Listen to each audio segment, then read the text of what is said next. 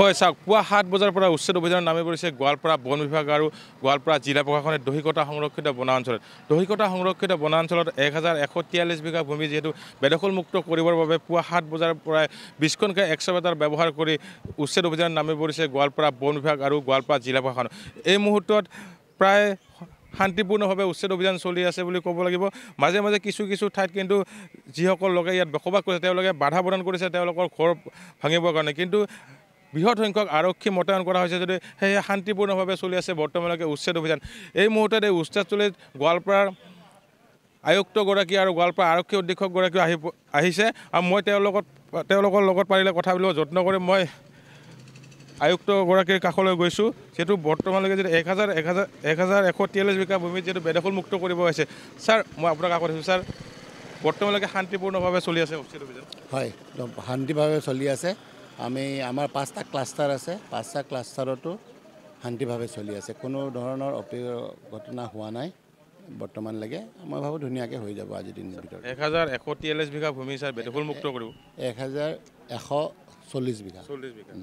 কিমানটা পৰিয়ালে বসবাস কৰিছিল? 580 পৰিয়াল আছিলে।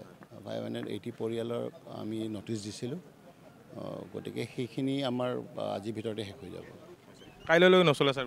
দুদিন যিহেতু মুখ্যমন্ত্ৰী ভৱন 2 দিন আমি ৰাখিছোঁ, 2 দিন আছে। কালি মানে 9 আৰু 10 আমি এনেই ৰখা হৈছে। মানে মই ভাবোঁ আজি যিখিনি আমাৰ হেৰি আছে, আমাৰ যিখিনি ফৰেষ্টৰ যোনখিনি লেণ্ড আছে সেইখিনি আজি আৰু কালি আজি মানে 90% শেষ হৈ যাব। কিবা 10% থাকিলে কালিলৈ হ'ব। ইয়াৰ ফলত ছাৰ যিহেতু দহিকটা সংৰক্ষণ দীৰ্ঘদিনৰ পৰা বেদখল কৰি আছিল, ইয়াৰ ফলত হাতী মানুহৰ সংখ্যাত ছাৰ নিশ্চয় কমিব। ছাৰ এতিয়া আপোনালোকে দেখিছে আমি পাইকান যেতিয়া ফৰেষ্ট যেতিয়া আমি এভিকশ্যন কৰিলোঁ আৰু তাত বন বিভাগে যি বৃক্ষৰোপণ কৰিছিলে, সেই বৃক্ষৰোপণ কৰাৰ পাছত আমি এই বছৰ এই যোৱা মাহত আমি দেখিছোঁ তাত সেই হেৰিত মানে পাইকানত হাতী সোমাইছে। চ' সেইটো এটা ভাল এটা খবৰ। মানে তেনেকুৱা যদি আমাৰ মানুহখিনিয়ে যদি এৰি দিয়ে তেখেতসকলৰ যদি হেৰি, তেতিয়া মানে মানুহ আৰু যি বন্য হস্তীৰ যি সংঘাত আছে এই সংঘাতটো কমিব। ইয়াৰ ছাৰ নেক্সট ছাৰ পাইকান সংৰক্ষিত বনাঞ্চলতো উচ্ছেদ অভিযান চলোৱাৰ কিবা প্ৰচেষ্টা চলি আছে? হয়, মানে পাইকান বনাঞ্চলটো হৈ গ'ল,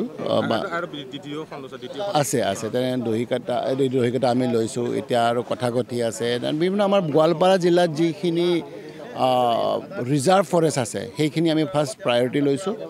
তাৰ পাছত আমি PRFৰ যি নিয়ম আছে সেইখিনি কৰি মেলি তেওঁলোকক মানে তাৰ পৰা বনাঞ্চল মুক্তি মানে এনক্ৰ'চাৰটো মুক্তি কৰাৰ কাৰণে আমি যিখিনি প্ৰচেষ্টা ল'ব লাগে আমি লৈছোঁ। নিশ্চয়কৈ আৰক্ষী অধীক্ষকগৰাকী আছে, মই তেওঁৰ লগত কথা শান্তিপূৰ্ণভাৱে আইন শৃংখলা বজাই ৰাখি ইয়াত আমাৰ যিটো উচ্ছেদ অভিযান চলোৱা, আমি যিমানখিনি আৰক্ষী মোতায়েন কৰিব লাগে যথেষ্টখিনি মোতায়েন কৰিছোঁ আৰু আইন শৃংখলা মেইনটেইন কৰি আমি এভিকশ্যন প্ৰচেছটো কমপ্লিট কৰিম। ইতিমধ্যে দুজনক ডিটেইন কৰা হৈছে। আৰু দুজনমান ব্যক্তি আহি অকণমান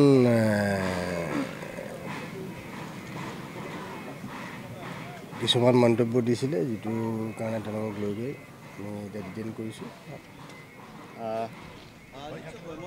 দুজনকৈ লোকক ইতিমধ্যে আটক কৰা হৈছে। ADF-ৰ যি মুখপাত্ৰ আব্দুল হাইক আটক কৰিছে, কাৰণ এই উচ্ছেদস্থলীত আহি তেওঁ কিছুমান উচ্ছেদমূলক মন্তব্য দিয়াৰ বাবে ইতিমধ্যে দুজনকৈ লোকক আটক কৰিছে। তাৰে ADF-ৰ যি ADF-ৰ